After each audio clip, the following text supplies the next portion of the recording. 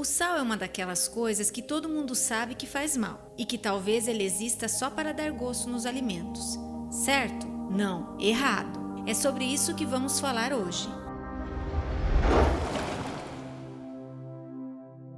Olá, eu sou a Juliana e este é o canal Super Nutridos. Um artigo do ano de 1940, escrito pelo Dr. Lawson Wilkins, endocrinologista pediátrico em Baltimore, conta o caso de uma criança pequena que tinha um desejo fora do comum por sal. Os pais explicaram que a criança vomitava tudo que comia, menos o leite materno. O médico da família recomendou dar à criança bolachas de água e sal, mas não deu muito certo. A criança vomitou também, mas os pais perceberam uma coisa estranha. Depois de um tempo, a criança começou a lamber as bolachas. E não eram só algumas lambidas, ela lambia tudo e ainda pedia mais. Um pouco mais tarde, a criança descobriu que existia o saleiro. A mãe explicou que o garotinho recusava tudo, a não ser que o saleiro também estivesse na mesa. A criança comia sal puro, colocava sal na mãozinha e se deliciava. A mãe dizia que tudo que dava para a criança tinha que ser muito salgado. Além disso, a criança consumia em média uma colher de chá de sal puro todos os dias. Usando a mesma proporção para um adulto, seria mais ou menos de 1 a 2 colheres de sopa de sal a mais por dia.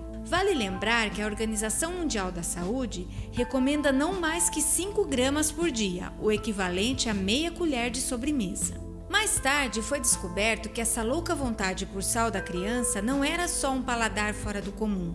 O organismo do garotinho estava estimulando o desejo por sal, e isso era uma necessidade do corpo dele. Aos 3 anos de idade, num determinado momento, o garotinho foi parar no hospital e, infelizmente, após 7 dias sem comer o sal que ele podia comer em sua casa, ele morreu de modo repentino. O último parágrafo do artigo diz assim, abre aspas, um menino de 3 anos e meio com a glândula suprarrenal deficiente apresentando vários sintomas de insuficiência adrenal tinha um alto desejo por sal. Parece que esse garoto, por aumentar seu consumo de sal, se manteve vivo por ao menos 2 anos e meio. Fecha aspas. Essa história só reforça o fato de que o sódio é um eletrólito fundamental para o nosso corpo. E é claro, pessoas saudáveis podem viver com bem menos sal do que aquela criança precisava. Em 2005, o Guia Nutricional do Governo Federal Americano determinou o limite diário de meia colher de chá de sódio por dia.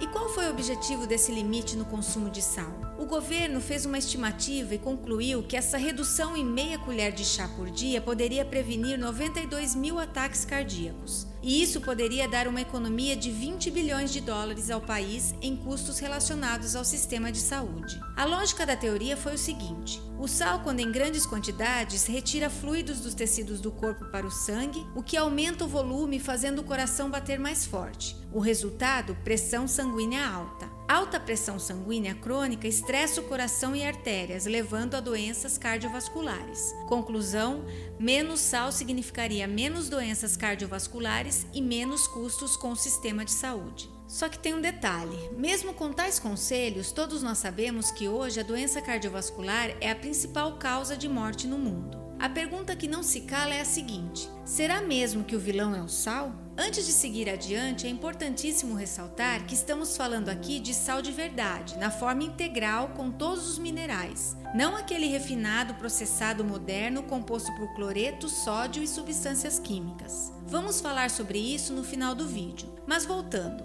podemos generalizar e dizer que o sal de modo geral é vilão? Vamos juntos analisar. Antes da era industrial, o sal era o meio mais comum de preservar alimentos. Como Mark Kurlansky cita em seu livro Sal, Uma História do Mundo, o consumo de sal na Europa no século XV era bem alto, algo em torno de 10 a 40 gramas diárias por pessoa. Era muito comum o consumo de peixes bem salgados. Com toda essa quantidade de sal, poderíamos imaginar que as pessoas, incluindo jovens, morriam facilmente com problemas de hipertensão. Mas não, o primeiro relato de doença cardíaca ocorreu na segunda metade do século XVI. Do início do século XVIII até o fim da Segunda Guerra Mundial, sociedades ocidentais chegavam a consumir até 17 gramas de sal por dia. Depois da Segunda Guerra Mundial, as pessoas foram deixando de usar o sal como meio de preservação de alimentos para o uso da geladeira. Com isso, o consumo de sal nos Estados Unidos caiu pela metade. E apesar deste baixo e constante consumo de sal, triplicamos hoje os casos de hipertensão em relação à primeira metade do século XX. Mas na Coreia do Sul, o consumo de sal ainda é alto pela alta variedade de pratos bem salgados. Por exemplo, o repolho kimchi e outros vegetais conservados com muito sal e temperos. E apesar disso, de acordo com os dados da Organização Mundial da Saúde, a Coreia do Sul tem as menores taxas de doenças cardiovasculares do mundo. Os dados de um artigo de setembro de 2015, financiado pelo Food Research Institute, mostra que onde se indicou o maior consumo de sal, teve as menores taxas de hipertensão.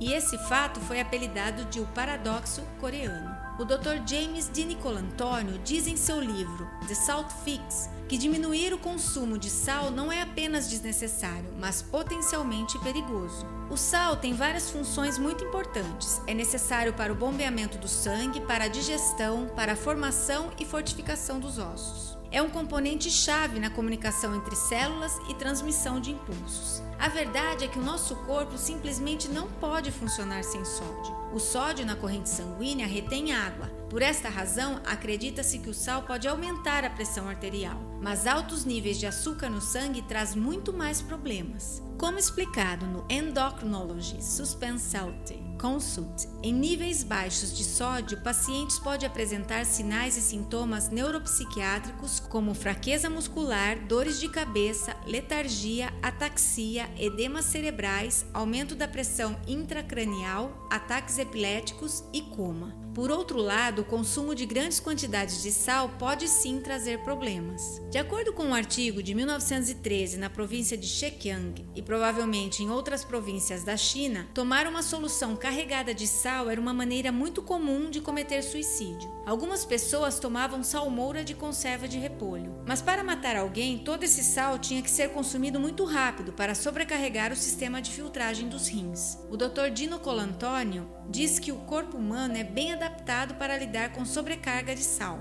mas não com deficiência. Então, se o nosso corpo lida melhor com excesso do que falta de sal, não deveríamos ter dados mostrando que menores índices de consumo de sal estão associados a maiores taxas de mortalidade? Sim, existem dados mostrando isso. Um artigo de 2014 do The New England Journal of Medicine analisou a mortalidade e ocorrência de eventos cardiovasculares de 102 mil pessoas. O artigo concluiu o seguinte: um consumo de sódio estimado entre 3 e 6 gramas por dia está associado com um menor risco de morte e eventos cardiovasculares. Mas não são só os humanos que buscam sal. Animais têm um forte instinto natural por sal, da mesma forma que muitas vezes percorrem grandes distâncias atrás de água e comida quando têm sede ou fome. Elefantes derrubam árvores inteiras em busca de solo salgado abaixo das raízes. Gorilas mordem madeira apodrecida para comer os micróbios salgados. E alguns animais bebem urina pela necessidade de sódio. Mas tais esforços dos animais por sal parecem pequenos quando comparados aos esforços dos humanos. A civilização foi impulsionada pela busca por sal, construiu impérios e até entrou em guerras. Os romanos formaram suas grandes cidades próximas a minas de sal e por algum tempo os soldados romanos eram pagos com sal. A história das Américas gira em torno de constantes guerras por sal. Quem quer que controlasse o sal estava no poder. E como podemos saber se estamos consumindo muito ou pouco sódio?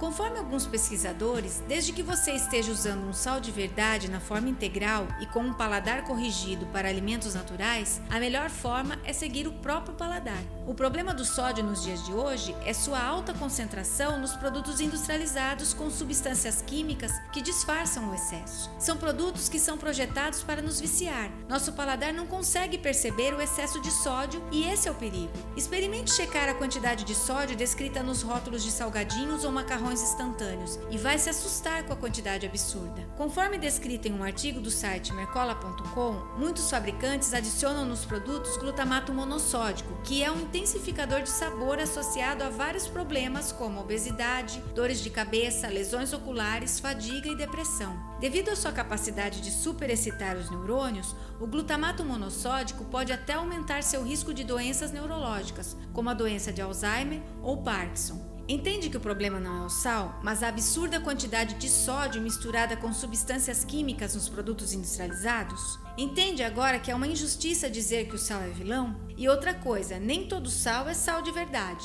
Existe um vilão disfarçado de sal, o sal processado refinado. Conforme o Dr. Lair Ribeiro cita em um artigo, pesquisas que apontam o sal como culpado foram feitas com sal refinado e não o integral. Entre sal refinado e sal em sua forma integral, existe uma diferença gigantesca. O sal de verdade contém sódio, cloreto e mais uma variedade imensa de nutrientes e minerais. O sal refinado contém cloreto, sódio e mais um monte de substâncias químicas. Tais substâncias são usadas para se conseguir um aspecto mais bonito, limpinho e branquinho. Nesse processo, perde-se todos os minerais. E o irônico é que essa retirada de minerais essenciais para o nosso organismo é chamada de purificação. Disseram para nós que o sal pode fazer mal, mas ninguém falou sobre o perigo do excesso de sódio disfarçado com substâncias químicas nos produtos industrializados. Disseram para nós que o sal pode fazer mal, mas ninguém explicou que existe uma grande diferença entre sal industrializado refinado e sal de verdade em sua forma natural,